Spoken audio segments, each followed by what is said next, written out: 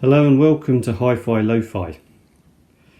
Today a little bit of a departure from the hi-fi audio equipment, and I thought I'd look at one of my very old electronic games from the early mid 1980s. I forget exactly the year of this game, but yeah, sometime around the early mid 80s. Now, as you can see, Astro Wars.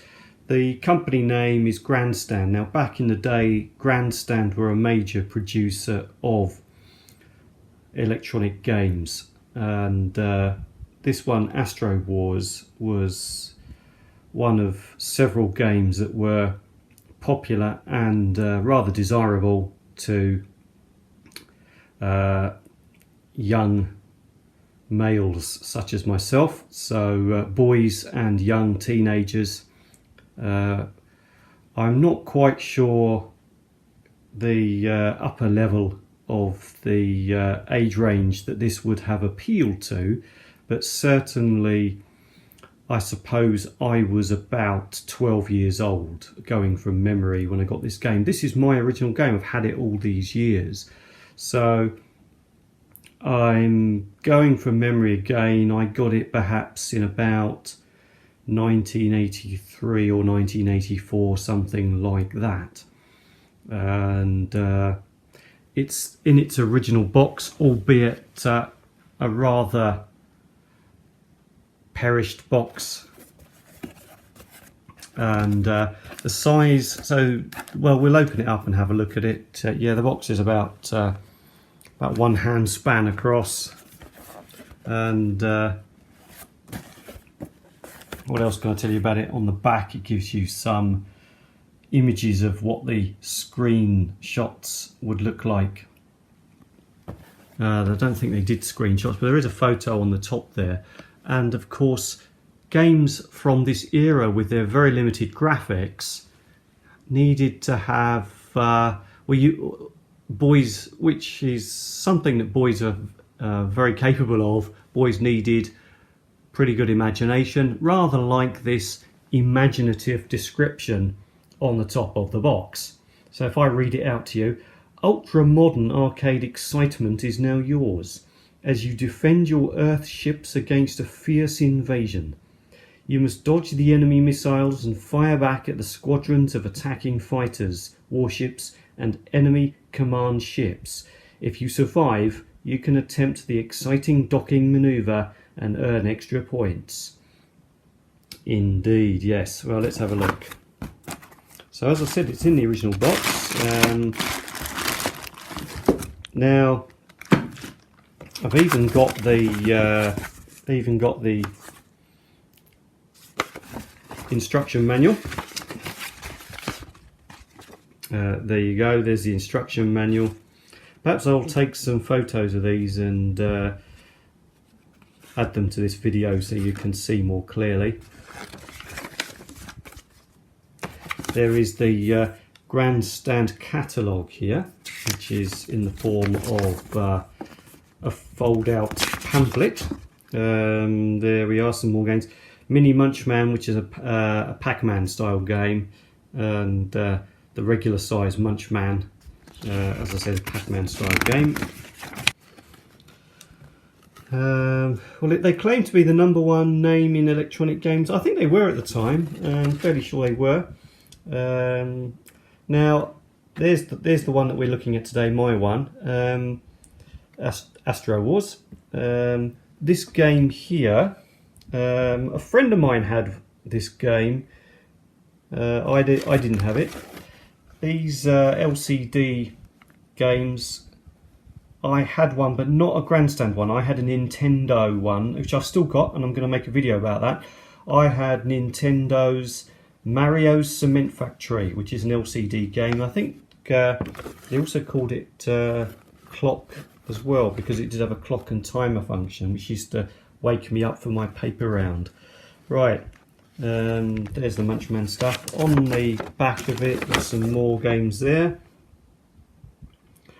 Kevin Keegan's Match of the Day Soccer, fantastic stuff, very nostalgic. Shoestring, don't remember that game, don't ever remember playing it. Caveman, I think I remember seeing it in the shop, don't ever remember playing it. Kevin Keegan Big Game Soccer, brilliant, don't ever remember that one either.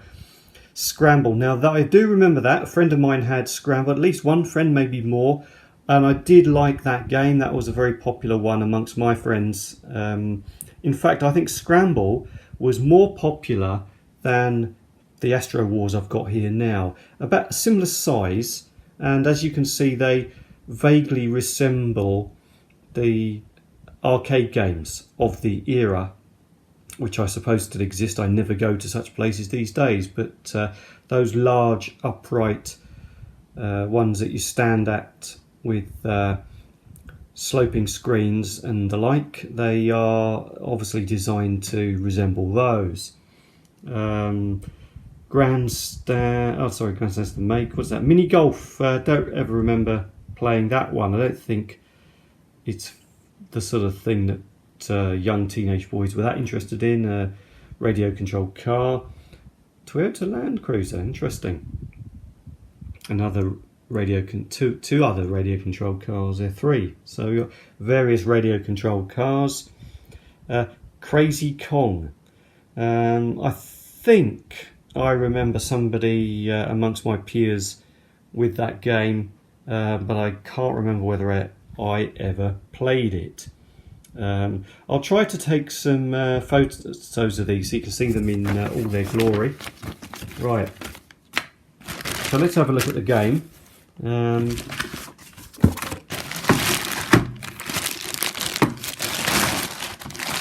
Original plastic bag as well. These old plastic bags, they do start to go off.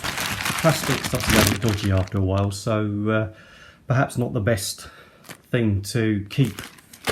But I'm not sure what to do about that. I suppose I should try to repair it. It's just really the years have taken its toll on the box. Pity that, because I generally keep things in good condition. Now I've already put batteries in it. It takes 4 C-type batteries. Oh, they're falling out on me, they're popping out. It takes 4 of these C-type batteries. Back in the day, batteries used to be really expensive, so it was much better to buy an adapter, a mains adapter, which would have been AC to DC. I forget what that is, we'll have a look in a moment. Right, I've put those in. I needed 2 hands to do that, so I'll have to edit something out of the video. Right, here we are. And right, I've got the batteries in. The batteries these days are so much cheaper than they used to be. Indeed, very cheap. And there we are. There's the AC to DC adapter socket on the side there. So we've got the power button. We've got a select button. We've got a start button. We've got a left and right control there, and a large fire button. Looking a bit dirty. I don't think I've ever cleaned this in 7 years of ownership. So let's switch it on, see what happens.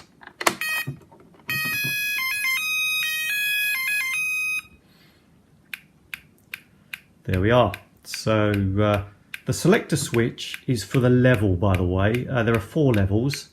You can see on the display it's showing level 1. Level 2, as you can see, is faster.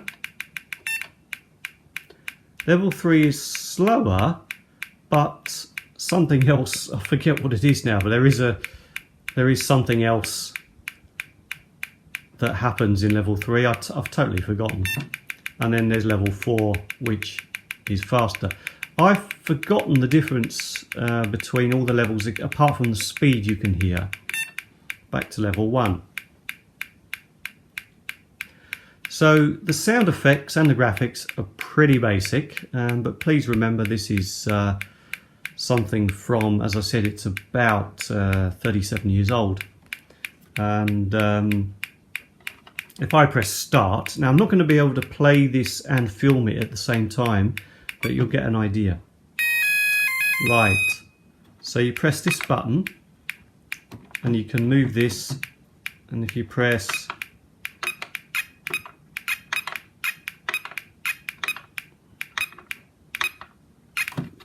right, so there we are, because I'm using one hand.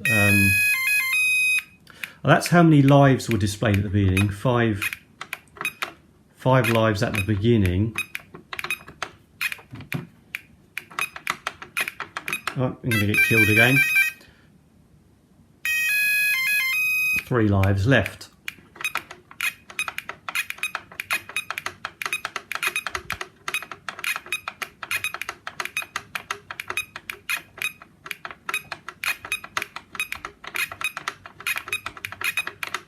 Well, I'm not doing too badly because it's level 1, but oh,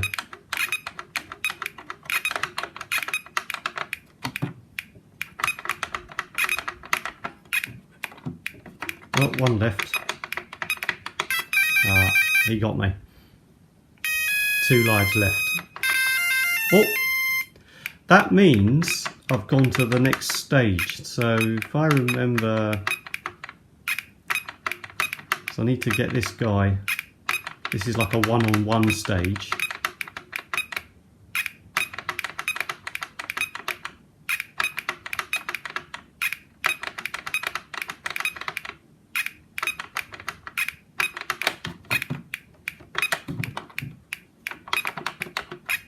Oh, there we are. So gone to the next. Well, I can't do that with one hand, impossible. So you'll hear in a moment if I do.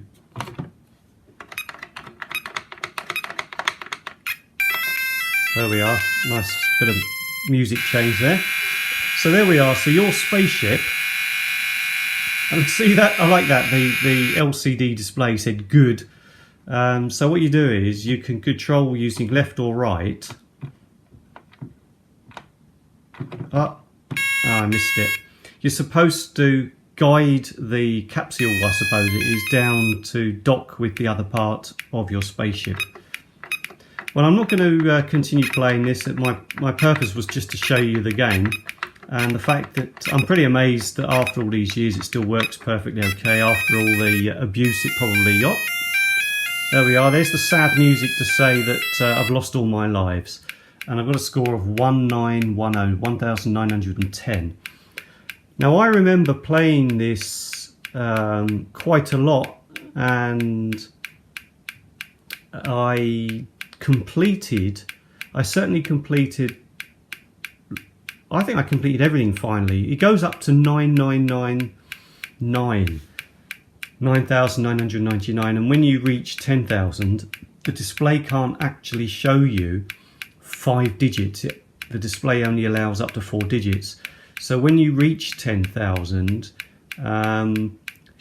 it plays the jingle for the next, either the jingle when you switch it on or the jingle when you go to the next level, not continuously, but several times.